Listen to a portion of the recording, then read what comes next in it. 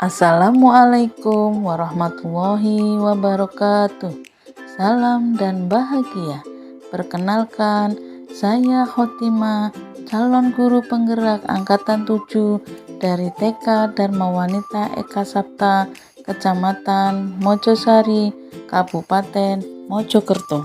Pada kesempatan ini, saya akan memaparkan aksi nyata saya pada modul 1.4, yaitu tentang budaya positif. Perkenalkan fasilitator saya, yaitu Bapak Supai, dan pengajar praktek Ibu Sakia. Aksi nyata budaya positif ini meliputi 2 kegiatan. Yang pertama, pembuatan keyakinan kelas. Yang kedua, pengimbasan atau diseminasi budaya positif di TK Dharma Wanita Eka Sapta, Kecamatan Mojosari, Kabupaten Mojokerto. Latar belakang untuk membuat prakasa perubahan berupa praktik disiplin agar tercipta budaya positif. Budaya positif dapat terwujud jika seluruh warga sekolah terlibat langsung. Dalam menciptakan budaya positif dapat dilakukan dari ruang lingkup terkecil, yaitu kelas. Di dalam kelas dilaksanakan pembentukan keyakinan kelas untuk mengarah kepada budaya positif. Harapan saya, dengan pembentukan keyakinan kelas ini, anak-anak akan meyakini seluruh nilai-nilai kebajikan dan dapat menumbuhkan motivasi intrinsik murid. Tujuan aksi nyata ini adalah yang pertama, anak dapat berperilaku sesuai dengan keyakinan kelas yang telah dibuat bersama. 2. Budaya positif dapat diterapkan meskipun dalam ruang lingkup kecil, yaitu kelas. 3. Anak terbiasa dengan praktik disiplin dalam kesehariannya dan diterapkan di kelas. Tolak ukur keberhasilan dari aksi nyata ini adalah 1. Terbentuknya keyakinan kelas. 2. Adanya perubahan perilaku siswa sesuai dengan keyakinan kelas. 3. Suasana kelas lebih menyenangkan. 4. Semua warga sekolah berkolaborasi demi terwujudnya disiplin positif. 5. Semua warga sekolah mewujudkan disiplin positif. 6. Kesepakatan kelas secara konsisten dilaksanakan. Lini masa tindakan yang akan dilakukan. Yang pertama, menyampaikan rencana kegiatan kepada kepala sekolah dan rekan guru. 2. Menyusun rencana kegiatan dan menentukan waktu pelaksanaan. 3. Guru bersama murid merumuskan dan menyepakati keyakinan kelas secara bersama-sama. 4. Menempelkan hasil dari diskusi tentang keyakinan kelas yang terbentuk. 5. Mengesahkan keyakinan kelas tersebut dan kesepakatan untuk mulai melaksanakannya. 6. Mensosialisasikan kepada rekan sejawat atau pengimbasan tentang praktek budaya positif. 7. Melakukan refleksi evaluasi terhadap penanaman budaya positif yang sudah dijalankan. Dukungan yang dibutuhkan yang pertama adalah dukungan dari kepala sekolah dan rekan sejawat dalam pelaksanaan budaya positif di sekolah. 2. Dukungan dari murid berupa kerjasama dalam membentuk keyakinan kelas. 3. Dukungan dari orang tua atau wali murid untuk dapat menerapkan budaya positif di rumah. 4. Bahan dan alat seperti laptop, poster, papan tulis, alat tulis, kertas manila, layar proyektor, mikrofon, speaker, isolasi, gambar senyum untuk mendukung kegiatan aksi nyata ini. Berikut ini kegiatan pembuatan keyakinan kelas bersama seluruh warga kelas kelompok A TK Dharma Wanita Eka Sapta.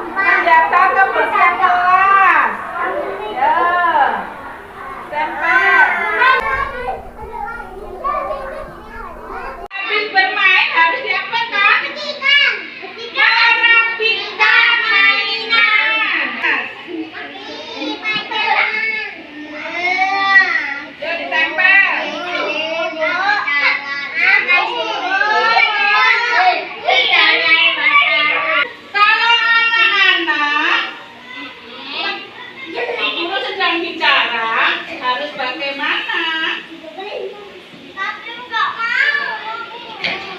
Mendengarkan apa saja?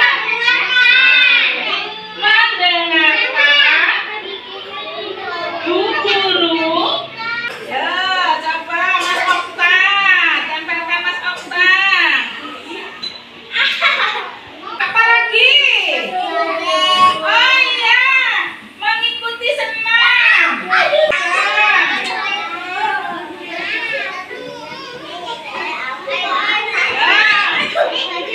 Apa lagi? Berbagi.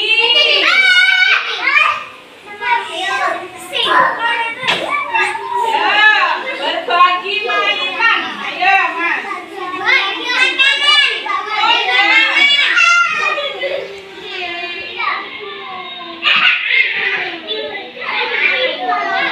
Ya.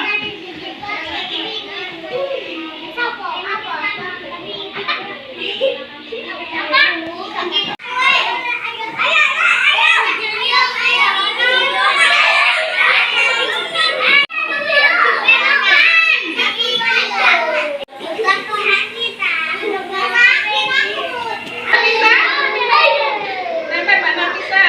Boleh ngambil. Tempel Mbak Nafisa. Boleh lari lagi. Ayo Mas Aka. Mas Aka, ayo.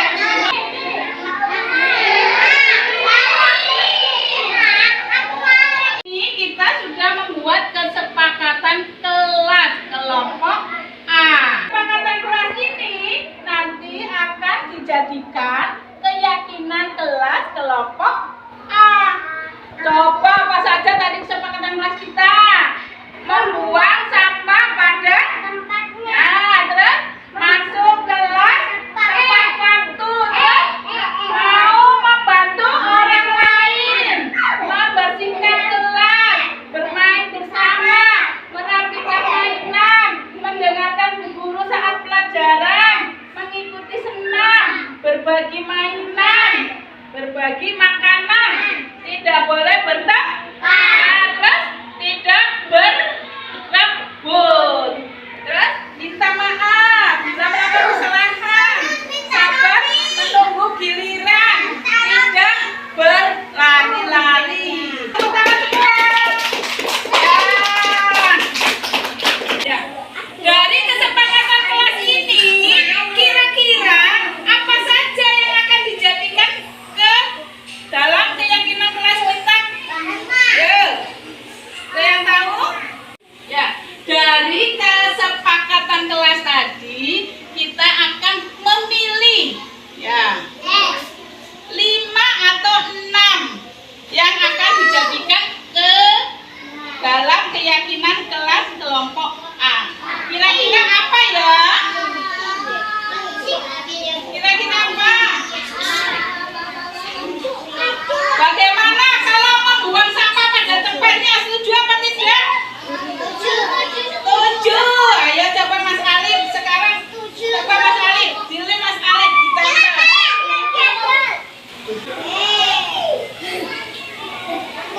Bagaimana kalau mendengarkan Bu Guru sedang pelajaran? Setuju apa tidak? Setuju. Sekarang Mas Firdaus ngasih lem, nanti tempel di kertasnya. Bagaimana kalau sabar menunggu giliran? Nah, setuju? Setuju.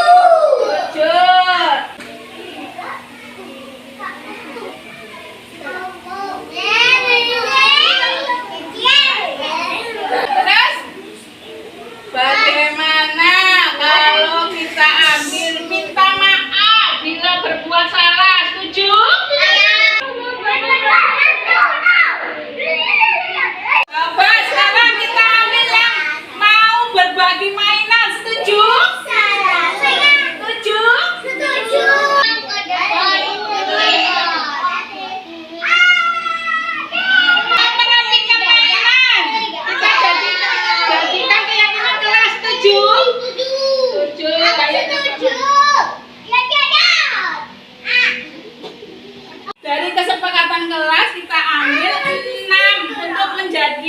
keyakinan ke kelas kelompok A. Apa saja yang dijadikan keyakinan kelas? Membuang sampah pada tempatnya. Terus menegakkan jurusan pelajaran. Terus sabar menunggu giliran.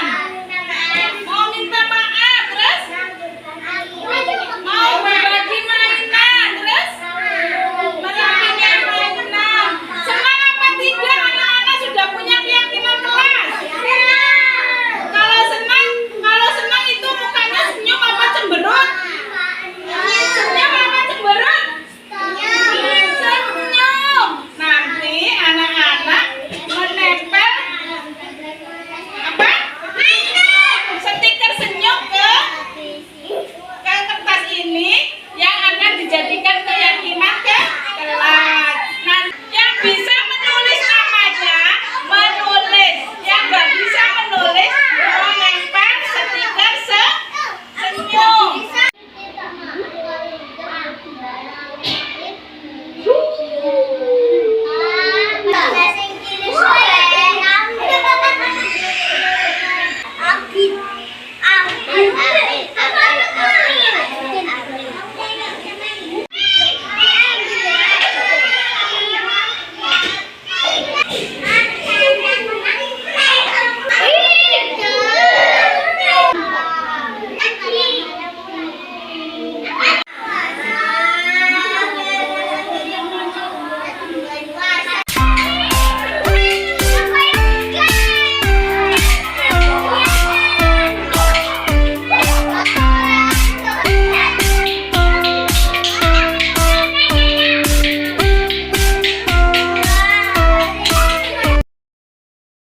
Berikut ini kegiatan pengimbasan atau sesi berbagi pemahaman dan pengalaman penerapan budaya positif ke rekan sejawat.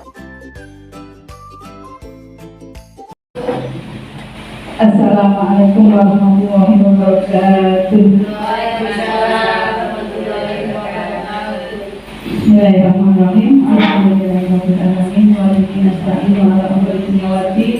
Wassalatu wassalamu ala asrofil anbiya'i wal mursalin wa ala alihi wa sahbihi ajma'in, amma ba'du.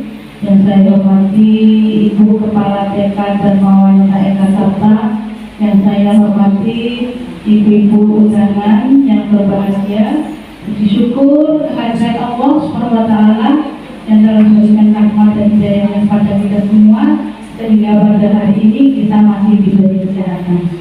Salawat dan salam mudah-mudahan tetap tercurahkan kepada junjungan kita Nabi besar Muhammad SAW yang telah memberi bimbingan kepada kita semua. Ibu-ibu yang saya hormati, sebelumnya saya ingin mengucapkan banyak terima kasih kepada kehadiran ibu-ibu semua yang telah meluangkan waktunya untuk hadir pada acara ini. Dan saya juga tidak lupa mengucapkan terima kasih yang sebesar-besarnya kepada Kepala TK Dharmawan Eka Sabta yang telah memberi izin kepada saya untuk melakukan pengimbasan materi modul 1.4 pada hari ini. Ibu-ibu yang saya hormati, ini sebelumnya saya minta maaf Bu ya, bukannya saya sok pinter, bukannya saya sok sombong, bukan Bu ya, karena ini memang kebetulan saya sudah menerima materi ini ya, dan ini adalah tugas saya selaku CGP untuk mengimbaskan materi yang telah saya terima. Baik, next. Ya.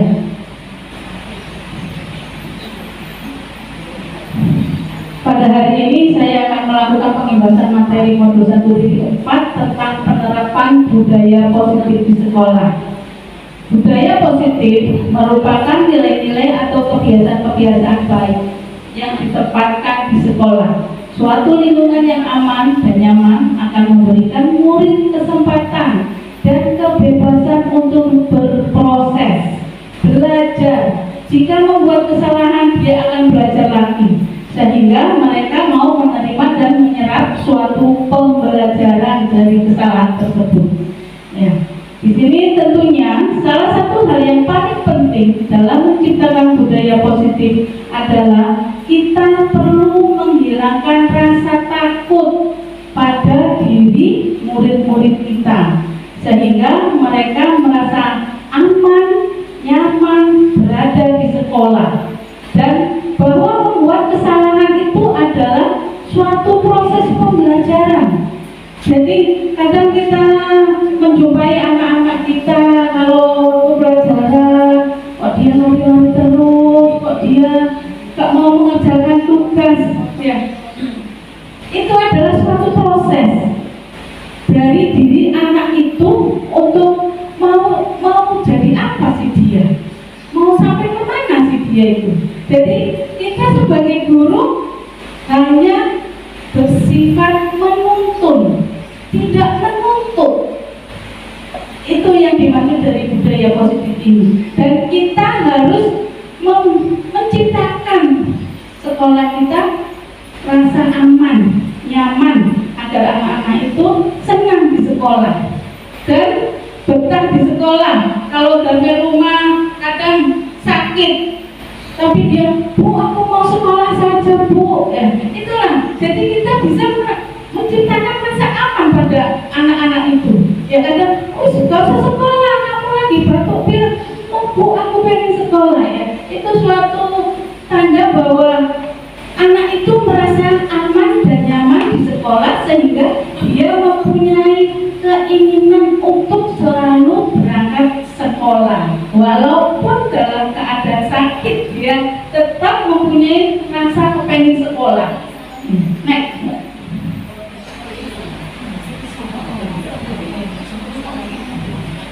Nah, sekarang bagaimana seorang guru bisa berubah dari paradigma stimulus respon kepada pendekatan dan kontrol? Ya. Menurut Stephen R. Covey mengatakan bahwa bila kita ingin membuat kemajuan, perlahan sedikit-sedikit ubahlah sikap dan perilaku kita, ya, perilaku Anda. Namun bila kita ingin memperbaiki cara utama kita, maka kita merubah kerangka acuan kita. Ubahlah bagaimana Anda melihat dunia, bagaimana Anda berpikir tentang manusia. Ubahlah paradigma Anda, skema pemahaman dan penjelasan aspek-aspek tertentu tentang realita. Ya, kalau kita ingin merubah sesuatu, maka rubahlah diri kita sendiri. Ya, karena nanti kita akan menjadi acuan bagi kita. Oh, aku sudah berusaha berubah seperti ini. Saya pengen mengajak teman-teman atau murid-murid saya untuk bisa seperti saya. Maka kita harus merubah diri kita sendiri. Tapi itu tentunya melalui proses, tidak langsung aku pengen merubah sekolahku kayak ini. Harus seperti ini, tidak bisa. Kita harus sedikit demi sedikit. Next.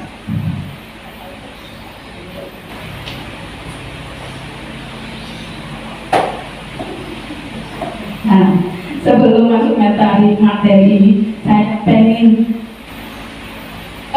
salah satu monggo maju ke depan, Bu. Monggo.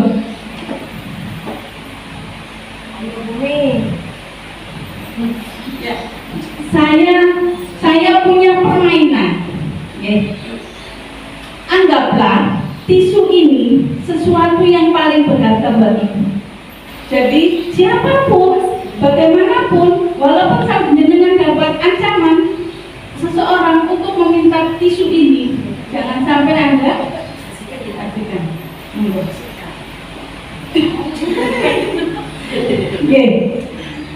Bu Umi, tolong Bu Umi, aku butuh sekali sesuatu yang ada di tangan Ibu, karena anak saya membutuhkan sekali, Bu. Tidak boleh, ini kan berharga buat saya. Bu Umi, tolong Bu Umi, anakku nangis jauh itu, Bu Umi. Tidak boleh, ini buat saya, ini cuma satu-satunya. nanti Bu Umi kalau nggak kasihkan itu, kalau pulang nanti Bu Umi terhadang di depan Boyo.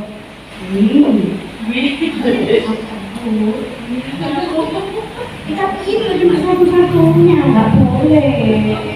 Terima kasih Bu. Tepuk tangan semua. Ya, dari permainan tadi bisa dilihat. Ya, perubahan paradigma stimulus respon dan teori kontrol. Menurut stimulus respon, realitas atau kebutuhan kita adalah sama. Tapi menurut teori kontrol, realitas kebutuhan kita berbeda. Maksudnya di sini bahwa ibu tadi kan di rumah sudah niat mau katanya ini materinya. Mesti anakku belum ya materi ini. Tapi setelah di sekolah, Bu guru, aku gak senang loh dengan cerita masalah ini. Aku pengen cerita ini sih, ini ada Bu guru. Nah, itu kan ya, realitas kebutuhan kita. Kalau pandangan stimulus respon sama. Oh, paling warna belum gak cerita ini. Ternyata menurut teori kontrol, realitas kebutuhan kita berbeda. Anak itu berbeda. Pengennya aku dengerin ngomong cerita tentang binatang gajah. Aku ceritanya harimau. Ya, itu satu. Terus yang kedua, kita mencoba mengubah orang agar berpandangan sama dengan kita. Ya, menurut teori kontrol, kita seharusnya berusaha memahami pandangan orang lain. Ya, jadi kita tidak bisa mengubah seseorang karena yang mempunyai kontrol adalah orang sendiri. Seperti tadi, aku merayu-merayu Bu Umi, tapi Bu Umi tetap gak mau mengasihkan apa yang ada di genggamannya karena orang lain tidak bisa mengontrol Anda, ya. Anda pun tidak bisa mengontrol saya, ya. Sedangkan perilaku buruk dilihat sebagai suatu kesalahan. Dalam teori kontrol, semua perilaku memiliki tujuan. Nah, Bu Umi tadi mempertahankan genggamannya karena Bu Umi punya tujuan. Ini loh sesuatu yang berharga bagi saya. Ya. Jadi seseorang tidak bisa mengontrol orang lain dan ibu pun tidak bisa mengontrol saya. Seperti kita kepada anak-anak. Ayo mas, mau warna iki, dari warna kuning. Mau Bu guru aku loh pengen warna hijau. Loh, matahari kok hijau? Iya, nggak apa-apa Bu guru aku loh pengen hijau ya. Itulah, kita tidak bisa mengontrol orang lain, ya karena orang lain itu sudah punya kontrol sendiri. Ya, next. Nah, yang selanjutnya disiplin positif. Ya. Kita kalau mendengar kata disiplin, pasti dalam pikiran kita itu masalah tata tertib. Terus apa lagi Bu? Aturan.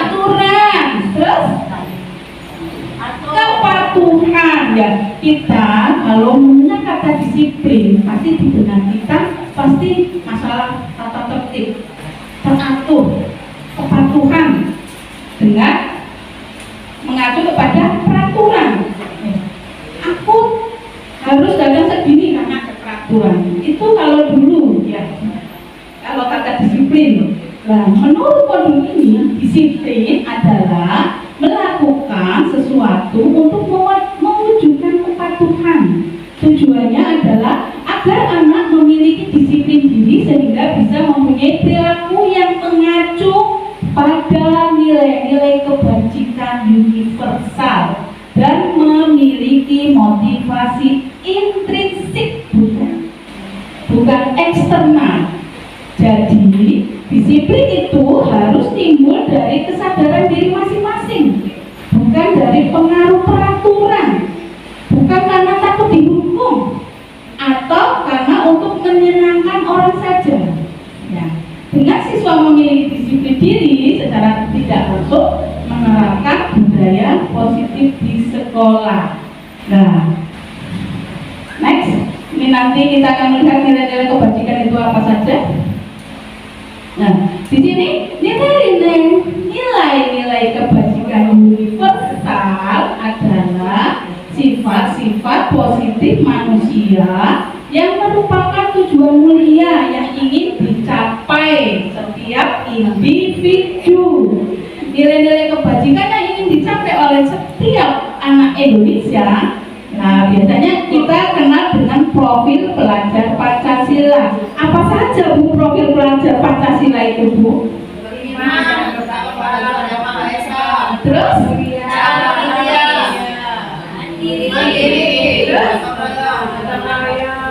Terus? Kebinekaan global. Terus? Ya. Inilah profil pelajar Pancasila. Ya. Sekarang di zaman sekarang sudah sedang bumi-buminya kurikulum merdeka. Karena Indonesia kepengen anak-anak itu memang sebagai profil pelajar Pancasila yang mempunyai nilai-nilai beriman, bertakwa kepada Tuhan Yang Maha Esa dan berakhlak mulia. Kira-kira ini contohnya kegiatan seperti apa Bu ya yang kalau beriman, bertakwa kepada Tuhan Yang Maha Esa? Kebiasaan seperti kegiatan sholat, Ya, pembiasaan kegiatan sholat, mengucapkan salam, ucap salam, doa bersama, ya, doa sebelum makan, ya. Ternyata di balik kegiatan-kegiatan itu kita juga harus sayang binatang, itu juga termasuk beriman bertakwa pada Tuhan Yang Maha Esa. Terus menjaga lingkungan itu juga termasuk bertakwa kepada Tuhan Yang Maha Esa. menjaga kebersihan itu. Ya, menjaga kebersihan. Terus mandiri. Nah, mandiri itu seperti apa Bu? Kira-kira? Disiplin diri, Disiplin diri. bisa melakukan sendiri, Ya. Terus? bisa melakukan semua kegiatannya sendiri. Ya, mandiri itu anak ini bisa melakukan segala sesuatu itu sendiri, ya, tanpa ada bantuan dari orang lain. Terus bernalar kritis. Kira-kira apa Bu? Ada gue itu biasa kalau nggak apa itu namanya nggak cocok dengan pemikirannya. Iya. Antara yang lain. Loh saya ini buku saya nggak mau seperti ini. Saya ingin ini seperti yang dicontohkan buat kita yang Iya. matahari warnanya oranye warnanya, tapi anak-anak kan mintanya hijau. Nah gitu. Ya, ya memang benar kritis. Memang seperti itu Bu. Yang sekarang kan Merdeka Belajar kan anak itu dikei kertas, dikei banyak pengen gambar apa. Kalau Bu gurunya ngomong temanya hari ini binatang ya, jadi anak-anak itu gambar binatang. Kata anak-anak, guru aku hari ini dapat gambar binatang. Terus akhirnya dia kalau misalnya dia bisa menggambar, ditanya Bu guru, akhirnya berapa? Dia bisa jawab. Terus dia hidupnya di mana? Dia bisa jawab. Itu namanya bernalar kritis. Anak itu sudah bisa punya gambaran. Itu. Yang berkebinekaan global. Contohnya apa Bu? Ya, berkebinekaan global contohnya ya di kurikulum Merdeka kan kita sudah setiap hari apa kan ada setiap hari misalnya setiap hari Selasa kita harus menggunakan bahasa daerah masing-masing. Setiap hari Jumat kita harus pakai baju adat, kita harus menghormati walaupun dia lain agama kita harus menghormati. Itu berkebinekaan global. Bergotong royong ya, saling kerjasama, kreatif ya. Itulah profil pelajar Pancasila yang termasuk dalam nilai-nilai kebajikan universal. Sekarang motivasi perilaku manusia. Motivasi adalah dorongan yang timbul dalam diri, baik sadar ataupun tidak, untuk melakukan tindakan dengan tujuan tertentu. Nah, motivasi ini ada dua, motivasi eksternal, motivasi intrinsik. Ya. Motivasi eksternal, ya, biasanya seseorang dalam melakukan sesuatu itu karena untuk menghindari ketidaknyamanan atau karena untuk menghindari hukuman, atau dia melakukan sesuatu itu karena ingin mendapatkan imbalan atau penghargaan dari orang lain. Itu yang dimaksud dengan motivasi eksternal, yaitu motivasi dari luar. Aku kata terposing esok seengko oleh dipuji oleh kepoloku. Nah, itu namanya termasuk motivasi eksternal karena menghindari ketidaknyamanan atau hubungan, karena untuk mendapatkan imbalan atau penghargaan dari orang lain. Yang selanjutnya adalah motivasi intrinsik, yaitu untuk menjadi orang yang mereka inginkan dan menghargai diri sendiri dengan nilai-nilai yang mereka percaya. Motivasi intrinsik adalah motivasi dari diri sendiri, karena aku tak budal pandiri, karena ini adalah memang tanggung jawab saya sebagai seorang guru, maka saya nulis berangkat pagi. Ya. Next. Sekarang bila ada pertanyaan seperti ini, sebagai seorang guru, saat Anda mengajar di kelas tepat waktu, motivasi apakah yang mendasari tindakan Anda? Apakah karena tidak ingin ditegur oleh atasan? Atau Anda ingin mendapat pujian dari atasan? Atau Anda ingin menjadi orang yang menghargai waktu atau menghargai diri sendiri sebagai teladan bagi murid-muridnya?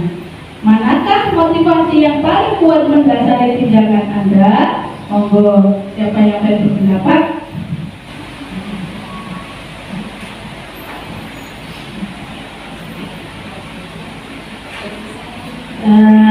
Mohon maaf sebelumnya, ini menurut saya pribadi ya. Nanti mungkin kalau ada kesalahan atau yang tidak cocok pun. Menurut saya sebagai seorang guru saat mengajar di tepat waktu ya untuk masuk sekolah itu, karena saya itu menghargai diri sendiri dan teladan bagi murid-murid. Nah, karena biasanya anak-anak itu apa itu namanya, yang diteladani itu, yang dicontoh itu di sekolahan, kebanyakan itu sekolahan, ketimbang yang ada di rumah. Nah gitu. Menurut orang tua yang bu, biasanya itu apa yang dikatakan bu guru, apa yang diaturkan bu guru itu biasanya itu anak-anak itu manut. Gitu, itu kebanyakan orang tua itu yang banyak yang apa itu, yang bilang seperti itu. Nah, jadi menurut saya itu ya, aku isore itu di gambar apa itu hati-hati. Nah, seperti itu. Mungkin pendapat saya itu. Monggo, ada yang mau berpendapat lagi?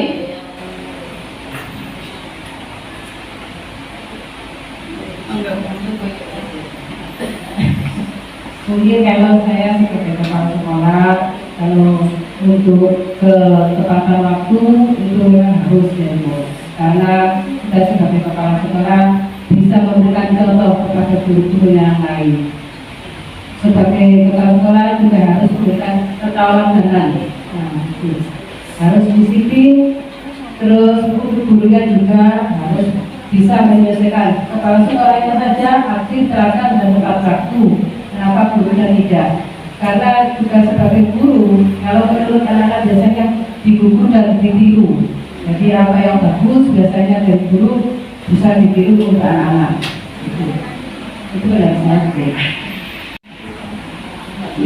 Terima kasih atas masukannya atau pendapatnya. Ya, memang kita sebagai guru memang seharusnya kita datang mengajar ke kelas tepat waktu itu karena pengen menghargai waktu atau pengen menghargai diri sendiri sebagai teladan murid-murid. Aku loh pengen jadi guru, aku kudu bisa dicontoh oleh murid-muridku. Makanya inilah yang dimaksud motivasi intrinsik, ya, motivasi yang datang dari diri sendiri.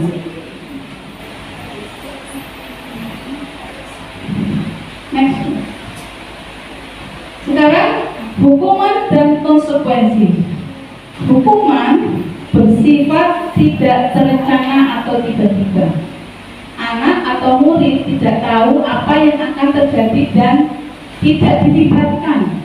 Hukuman bersifat satu arah dari pihak guru yang memberikan, dan murid hanya menerima suatu hukuman tanpa melalui suatu kesepakatan atau pengarahan dari pihak guru, baik sebelum atau sesudahnya. Hukuman yang diberikan bisa berupa fisik maupun psikis. Sementara disiplin dalam bentuk konsekuensi sudah terencana atau sudah disepakati, sudah dibahas dan sudah disetujui oleh murid dan guru. Umumnya bentuk-bentuk konsekuensi dibuat oleh pihak guru atau sekolah, dan murid sudah mengetahui sebelumnya konsekuensi yang akan diterima bila ada pelanggaran. Pada konsekuensi, murid tetap dibuat tidak nyaman untuk jangka waktu pendek.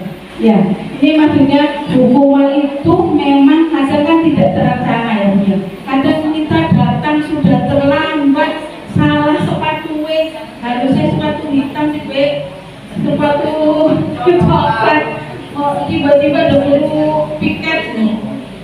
Ya, kan kita ditegur. Padahal ada guru itu kan tidak tahu. Kok siapa mau kok gawe sepatu coklat? Iya, karena terburu-buru. Ya, jadi saya hukuman itu tidak terencana atau tiba-tiba. Kalau konsekuensi, ya, ini bedanya hukuman dengan konsekuensi. Kalau konsekuensi itu sudah terencana atau sudah disepakati. Ya, misalnya di sekolah itu ada kesepakatan kelas. Ya, sekolah harus datang tepat waktu, terus memakai seragam yang sesuai dengan ini.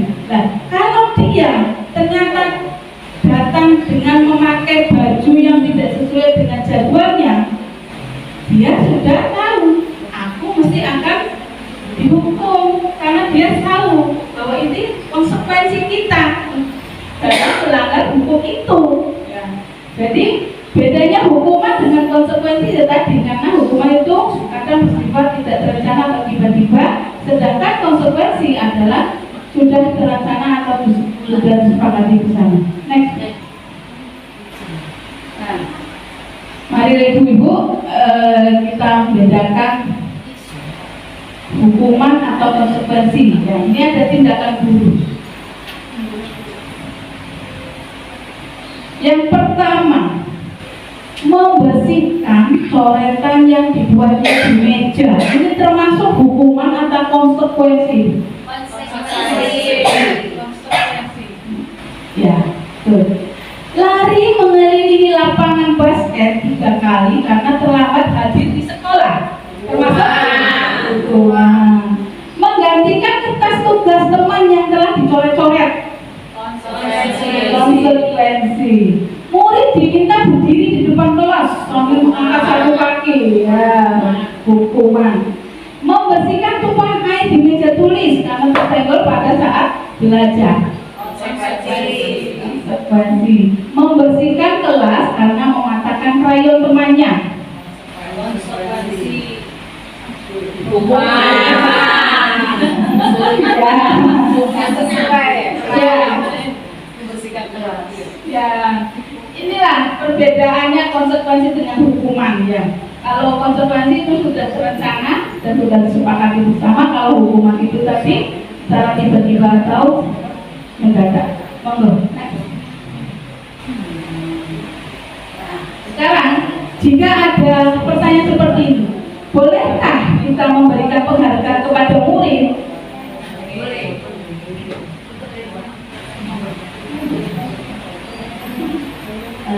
Bolehkah kita memberikan penghargaan kepada murid? Karena itu kan untuk melibat anak-anak supaya semangat, supaya belajar lebih baik lagi dan lebih giat lagi. Ada lagi?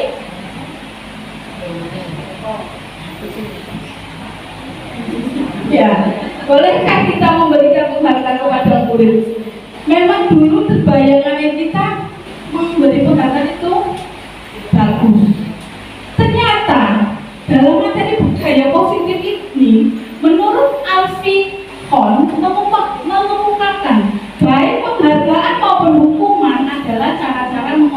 berperilaku seseorang yang menghancurkan potensi untuk pembelajaran yang sesungguhnya. Makanya sekarang di SD, SMP, SMA tidak ada perankingan, ya, karena tidak ada apa ya,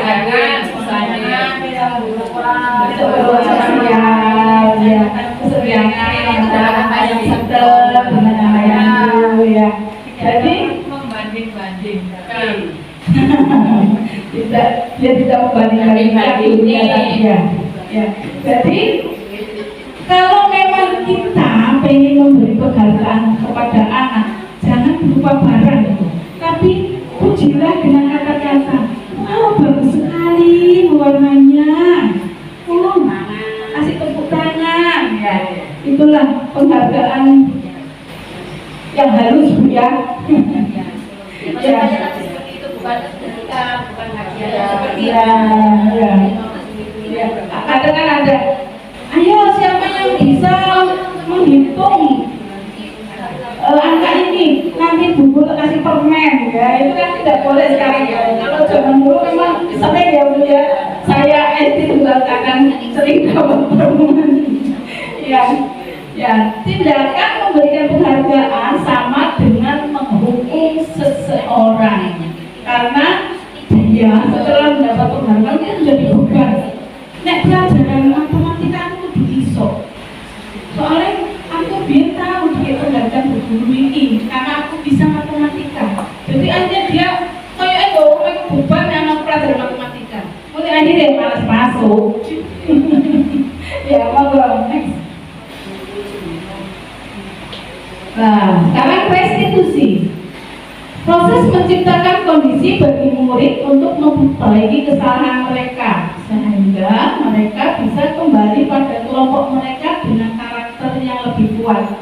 Ini menurut Gosni.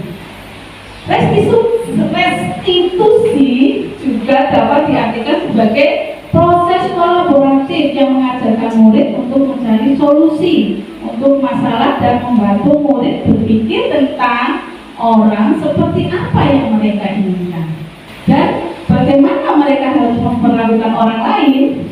Nah, restitusi membantu murid menjadi lebih memiliki tujuan, disiplin positif, memulihkan dirinya setelah berbuat salah, karena dia akan menjadi orang yang menghargai nilai-nilai kebajikan yang mereka percayai.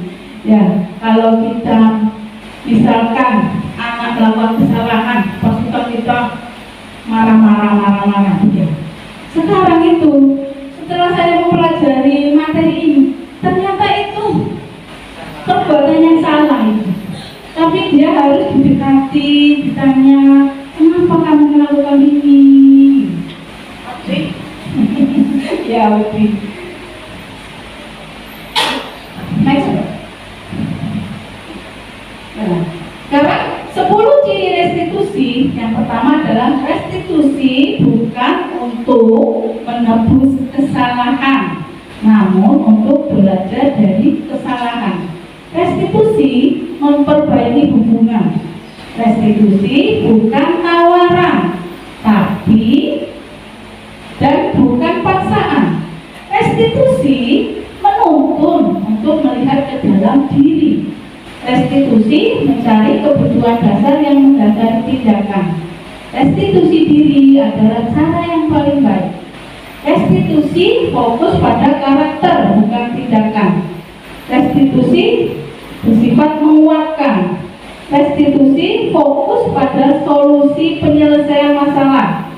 Restitusi membalikan murid yang berbuat salah pada kelompoknya. Ya, jadi penyelesaian masalah menurut modul 1.4 ini adalah biasa disebut dengan restitusi. Ya tadi Bu, dengan bicara yang ramah, tidak dengan marah-marah. Ya. Jadi restitusi ini bukan untuk menebus kesalahan. Misalnya dia melakukan kesalahan, nanti dia akan menebusnya dengan sesuatu menggarap ini dan mengerjakan ini, itu tidak ideal.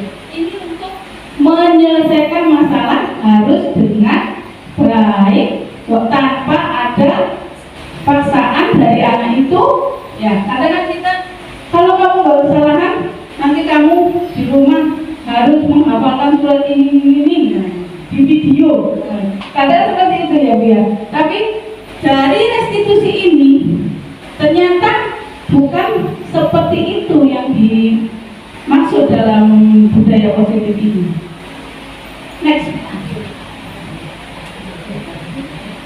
Nah, yang selanjutnya keyakinan kelas. Keyakinan kelas adalah sesuatu yang diyakini bersama, berasal dari penyatuan pikiran untuk menjadi nilai-nilai kebajikan untuk diturunkan di kelas-kelas. Keyakinan kelas ini dibentuk berdasarkan keinginan adanya disiplin yang nantinya digunakan untuk membangun budaya positif di sekolah. Kenapa sih kok keyakinan kelas bukan keyakinan sekolah? Ya, karena di sini yang pengen dibangun itu, yang pengen dibentuk itu di kelas dulu. Kalau di kelas sudah ada keyakinan kelas, sudah ada tata tertib di kelas, insya Allah itu akan keluar ke sekolah, dia juga akan seperti itu perilakunya. Next. Nah,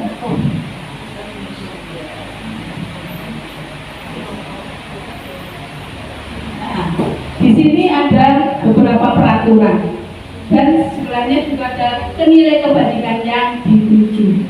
Coba kita amati peraturan yang pertama, kembalikan barang ke tempatnya.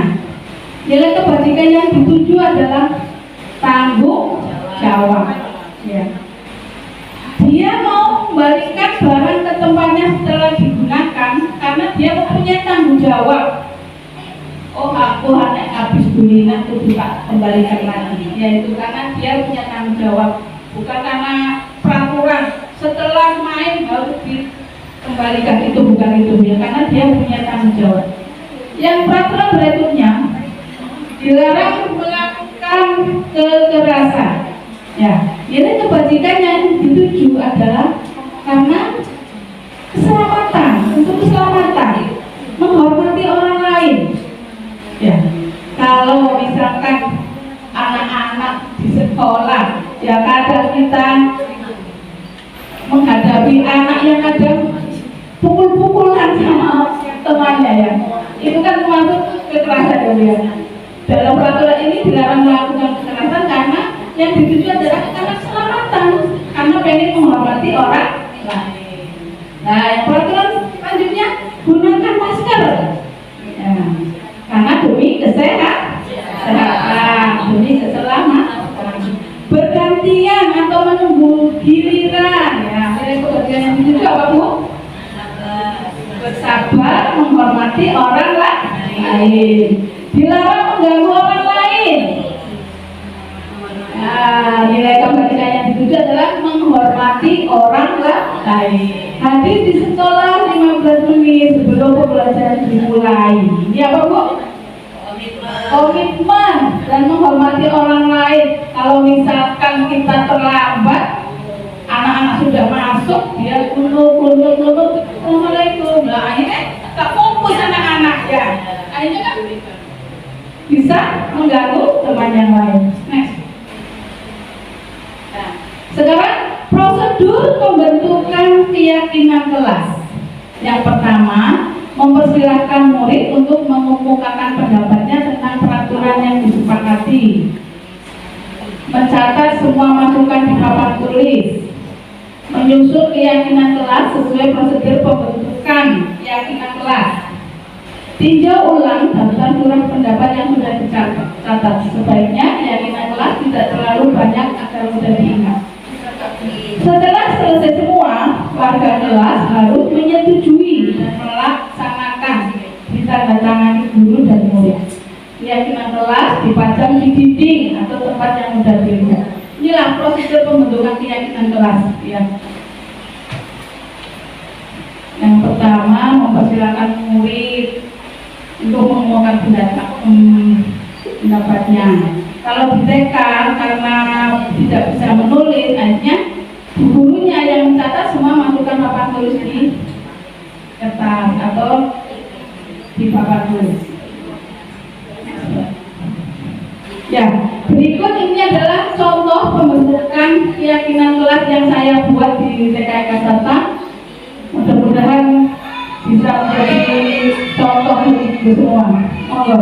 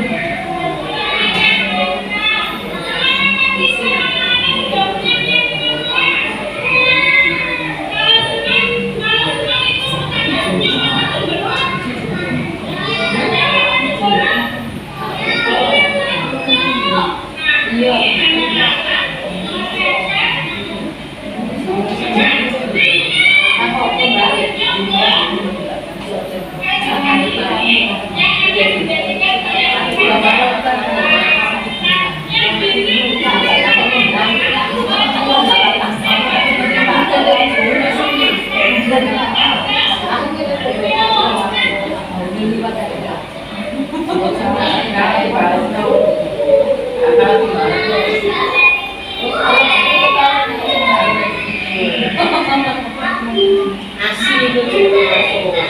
Iya, itu menong. Nah. Ya terus kayak isi apa kok? Ya.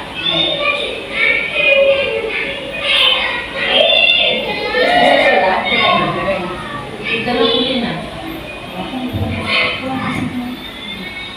Oh iya.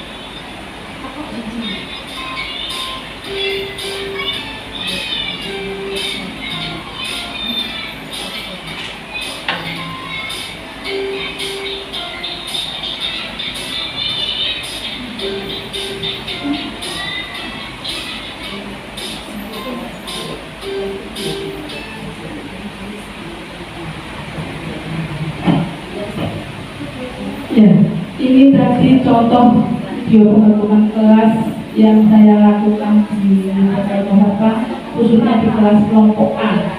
Karena kelompok A belum bisa menulis, jadi dibantu sama bu gurunya yang menulis. Dan itu tadi di kertas kuning tadi itu adalah semua pendapatnya anak-anak, walaupun sama antara satu dengan yang lain. Oh berbagi bu guru, ya saya tulis. Terus ada lagi bu guru, oh berbagi, ya saya kasih lagi, ketemu saya tanyakan lagi. Jadi semua anak itu biar memberikan pendapatnya. Nah, terus dari beberapa kesepakatan tadi saya ambil 6 untuk dijadikan keyakinan kelas. Dan karena tadi anak-anak karena tidak bisa menulis tanda tangan, akhirnya menulis nama. Yang tidak bisa menulis nama, dulu ngasih gambar senyum sebagai tanda bahwa dia sepakat dengan keyakinan kelas tersebut. Ya, sekarang kita lanjutkan tentang kebutuhan dasar manusia. Kebutuhan dasar manusia yang pertama adalah bertahan hidup. Apa Bu? Ya, apa saja Bu untuk bertahan hidup kita butuh apa Bu? Rumah, makan, minum, Rumah, makanan, terus uang. Ya. Uang.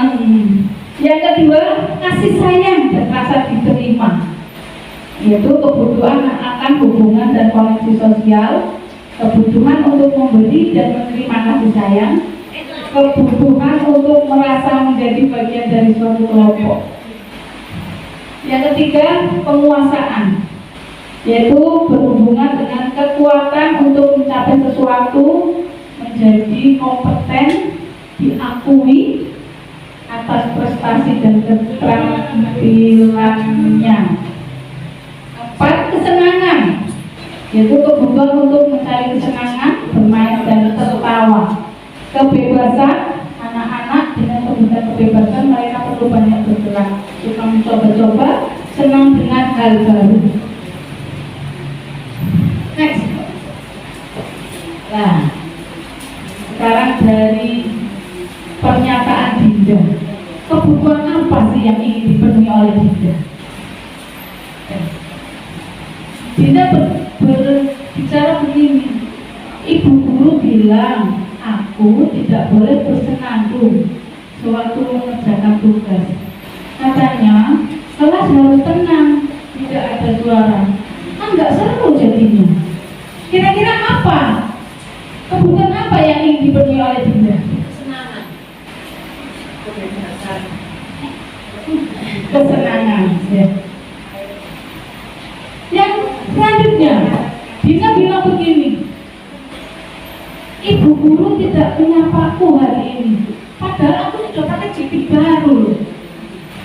Kira-kira apa ya yang ingin di apa Bu?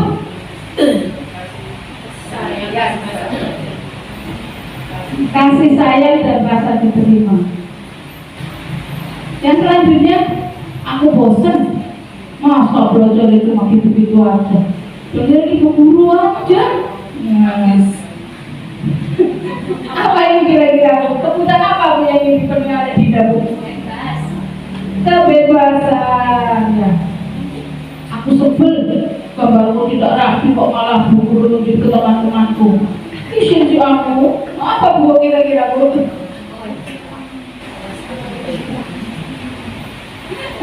Penguasaan, ya. Oh wis elek, kok ditunjuk-tunjuk konconya izin si aku katanya. Padahal kan seorang anak itu pengen dipuji ya, jadi penguasaan. Next ya. Sekarang lanjut ke dunia berkualitas. Dunia berkualitas Anda adalah tempat khusus dalam pikiran Anda, tempat Anda menyimpan gambaran representasi dari semua yang Anda inginkan. Bisa berisi orang-orang, hal-hal, dan apa saja yang terbaik dalam hidup Anda, dan membuat Anda merasa bahagia dan terpenuhi kebutuhan dasar Anda. Menurut Dr. William Glasser menyebutkan seperti semacam album foto, sehingga isinya tidak akan terlalu banyak, hanya akan terdiri dari beberapa hal saja yang sangat signifikan dan benar-benar terbaik dalam hidup Anda, yang membuat hidup Anda menjadi lebih bermakna. Kebutuhan dasar bersifat lebih umum dan universal, sedangkan dunia berkualitas lebih unik dan personal. Ya. Next slide. Nah, tadi dunia berkualitas itu menurut Glasser itu adalah bagaikan album yang berisi foto-foto yang sangat bermakna. Ya. Sekarang di sini dengan coba renungkan tentang dunia berkualitas itu semua. Dunia berkualitas saya. Buatlah gambaran atau kata-kata yang menggambarkan hal-hal yang Anda miliki dalam dunia berkualitas Anda saat ini, dengan menjawab pertanyaan-pertanyaan di bawah ini. Ya, coba nanti Ibu renungkan di rumah. Siapakah orang-orang yang paling penting dalam hidup Anda? Dicatat di kertas. Kadang orang satu dan orang lain berbeda. Siapa orang-orang yang paling penting dalam hidup Anda? Mungkin menurut Bu Sonika, bojoku. Menurut Bu Ana, ibuku. Ya, menurut Bu Heti, anakku. Kan beda-beda ya, makanya dengan nanti renungkan di rumah, nulis di kertas dulu. Nilai-nilai kebajikan apa yang terpenting dalam hidup Anda? Nah, tadi nilai-nilai kebajikan ada mandiri, bertakwa kepada Tuhan Yang Maha Esa, gotong royong ya. Kalau Anda menjadi orang ideal, karakter atau sikap apa yang Anda paling inginkan pada diri Anda? Karakter itu keras kepala, atau penyayang, atau penyabar ya. Apa pencapaian Anda yang Anda sangat banggakan? Selama hidup Anda ini, apa pencapaian apa yang paling Ibu banggakan? Apakah menjadi CDP? Apakah menjadi apa? Guru IPASI? Ya, dengan tulis Ibu paling itu IPASI. Oke Kak. Terus apa pekerjaan ideal Anda? Apakah jadi guru? Apa ibu rumah tangga? Apakah Bu karir? Ibu rumah tangga.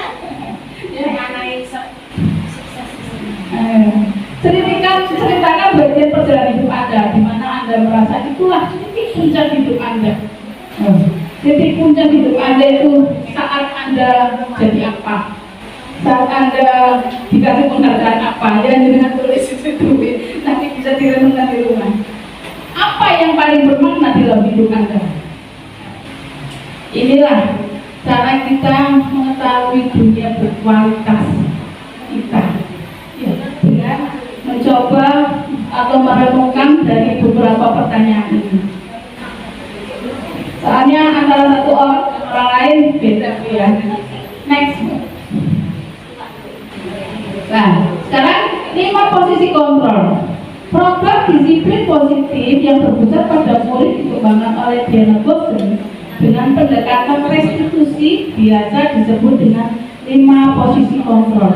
Adapun 5 posisi kontrol tersebut adalah sebagai berikut: posisi kontrol sebagai pembuku, posisi kontrol sebagai pembuat merasa bersalah, posisi kontrol sebagai teman, sebagai pemantau, dan sebagai manajer.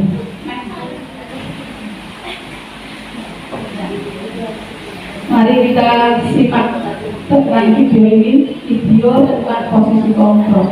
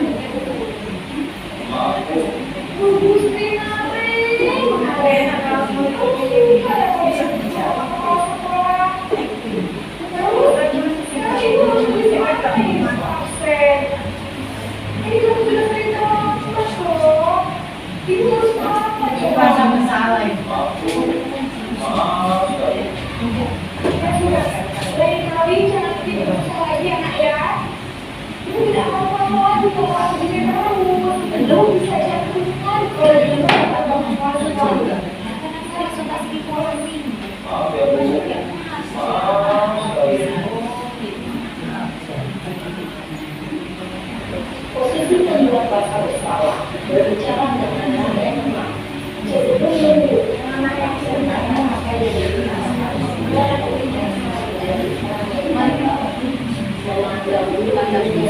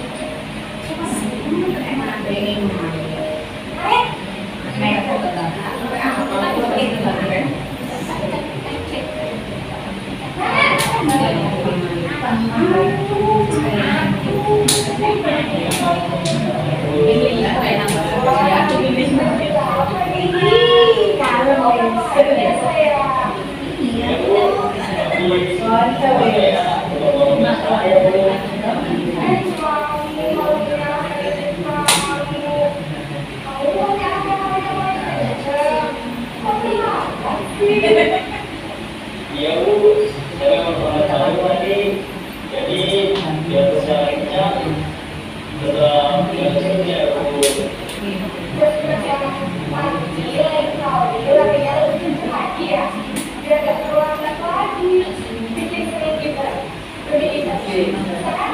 Bisa Bu.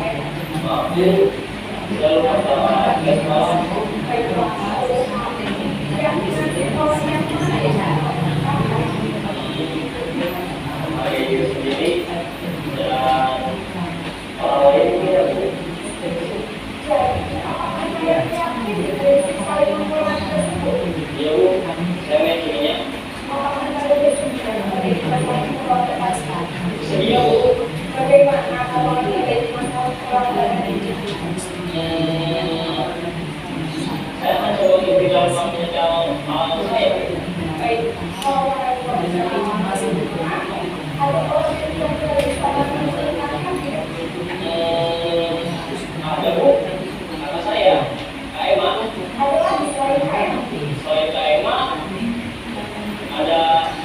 ibu saya. Jadi yang memberikan APS adalah KFA dan tidak. Kira-kira akan belajar apa Setelah pulang sekolah, akan segera saya lakukan. baik. Jadi KFA akan dilakukan bahwa besok akan diingatkan oleh kakak dari negara karena biar untuk lebih agar tidak kurang berkomunikasi. Tidak ada bu.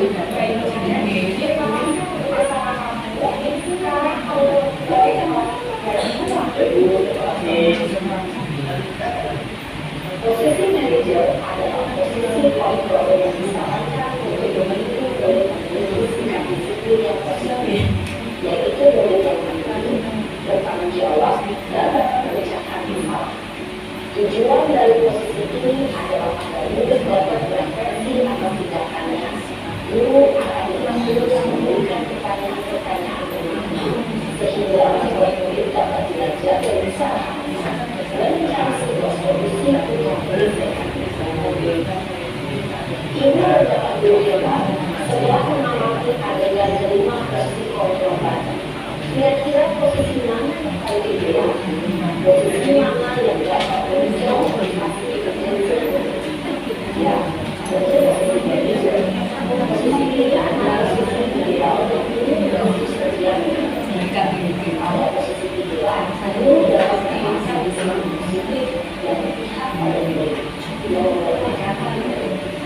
Perjalanan seorang pendidikan yang dilakukan dari seorang manajer nanti tujuan pada pasien yaitu masyarakat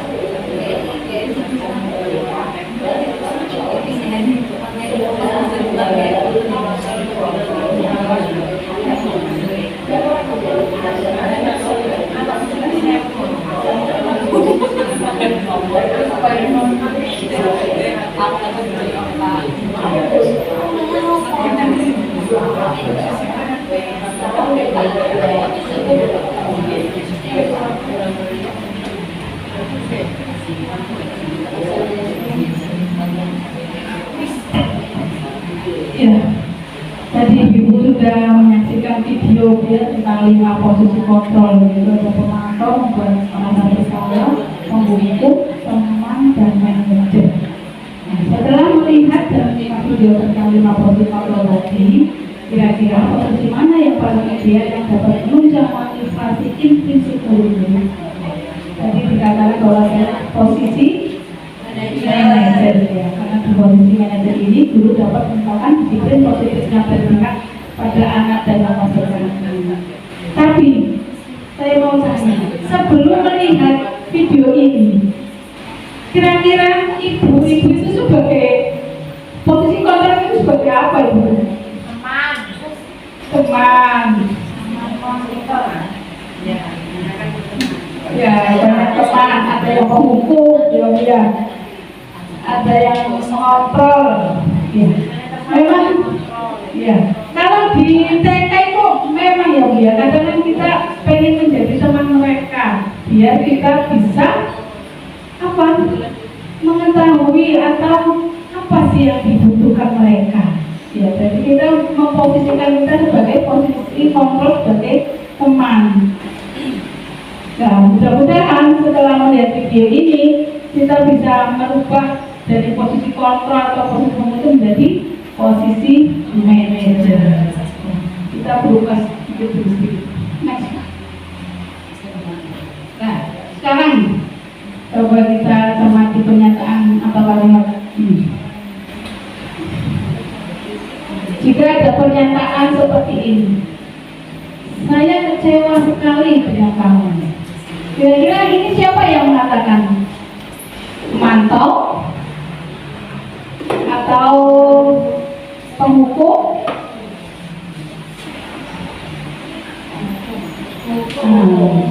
Pembuat merasa bersalah. Saya kecewa sekali dengan kamu. Kenapa sih kok kamu melakukan ini? Jadi anak itu iya, mau saja aku tak kayak mau ya. Aku sama mereka berdua ya, itu merasa bersalah ya. Kalau ada pernyataan seperti ini, kamu tidak pernah benar melakukannya. Nah, itu Apa itu? Siapa yang mengatakan ini ya? Kira-kira? Penghukum. Ya. Karena penghukum biasanya kata-katanya menghardik. Ya. Kalau ada pernyataan seperti ini, apa rencanamu untuk menyelesaikan ini? Nah, siapa yang mengatakan ya kira-kira? Manajer. Ya. Kalau ada pernyataan, bagaimana kamu bisa menyelesaikan masalah ini? Manajer. Apa kamu mau mendapatkan stiker bintang hari ini? Apakah kamu mau mendapatkan stiker bintang hari ini? Pemantau. Oke. Kalau ada pernyataan gini, ayolah masukkan demi saya, tolong. Nah, ini apa? Kira-kira teman ya. Ibu sudah bisa semua ya.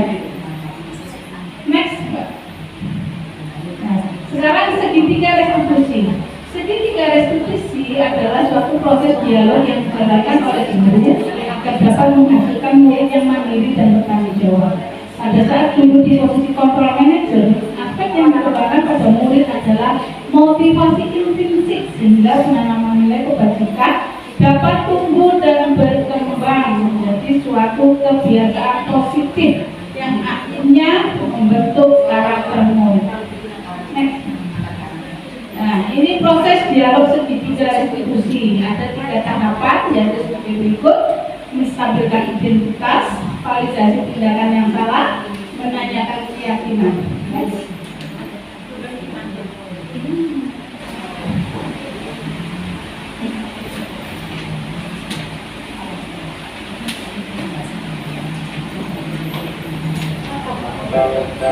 Ini ada sedikit video. Nah, ini kasusnya. Nah, ada anak bermain.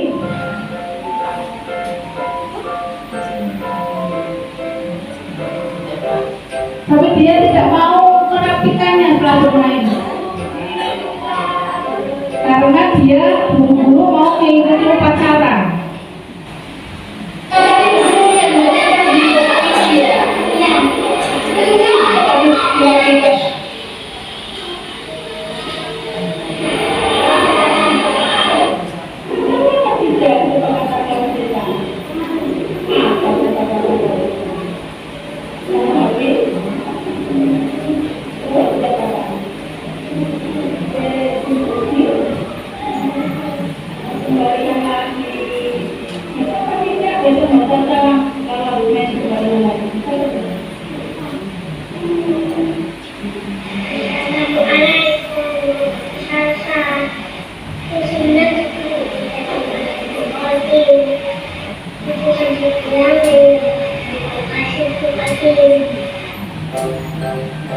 Yang kedua, saat pelajaran lari-lari dari meja yang satu ke meja yang lain, sehingga teman-temannya merasa berdamai.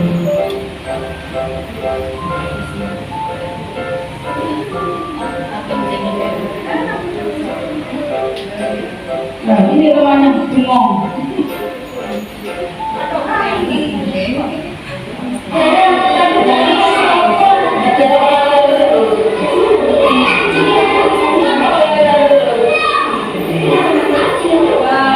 Dia mencari kesenangan ternyata.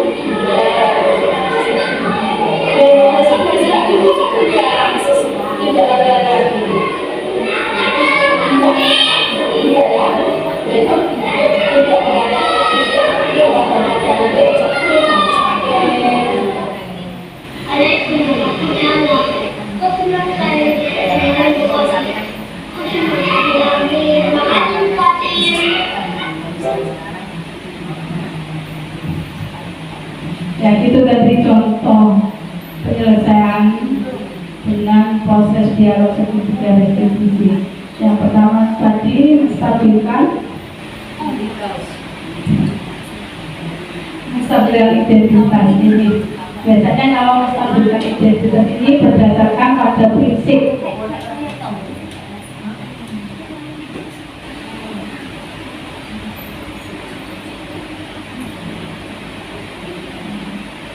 Biasanya berdasarkan pada prinsip membuat kesalahan adalah bagian dari proses pembelajaran. Ya, dia tadi kan membuat kesalahan karena senang aja, kenapa mencari kesenangan? Kan proses pembelajaran yang bilang berperan menggeser identitas anak yaitu dari identitas gagal menjadi identitas sukses. Jangan mengkritik murid yang sedang mengalami identitas gagal karena tidak akan ada perubahan. Kadang-kadang kita kalau ada anak melayu-melayu, kita mesti mengucapkan hal-hal yang tidak enak dia. Padahal itu tidak boleh seharusnya, karena akan mengalami, dia akan tidak menjadi perubahan pada diri anak itu, tambah dia akan menjadi dendam kepada kita. Ya, biasanya kalimat-kalimat yang bisa digunakan adalah berbuat salah itu tidak apa-apa, tidak ada manusia yang sempurna. Saya juga pernah melakukan kesalahan seperti itu. Kita bisa menyelesaikan ini. Ibu tidak mencari siapa yang salah, tetapi ibu ingin mencari solusi dari masalah ini. Kamu berhak merasa begitu. Next. Validasi tindakan yang salah, yaitu setiap tindakan yang dilakukan dengan suatu tujuan yang memenuhi kebutuhan dasar. Guru akan mengubah pandangannya dari stimulus respon ke cara berpikir proaktif yang mengenali tujuan dari setiap tindakan. Mengenali dan mengakui kebutuhan murid ini dapat memperbaiki hubungan dengan murid. Pertanyaan disampaikan dengan nada suara tidak menghakimi atau memojokkan. Biasanya kalimat-kalimat yang bisa digunakan adalah, kamu pasti punya alasan mengapa melakukan ini. Padahal kamu bisa melakukan yang lebih buruk dari ini. Kamu patut bangga pada dirimu sendiri karena kamu telah melindungi sesuatu yang penting buatmu. Kamu boleh mempertahankan sikap itu, tapi harus menambahkan sikap yang baru. Next. Menanyakan keyakinan. Teori kontrol menyatakan bahwa kita pada dasarnya termotivasi secara intrinsik.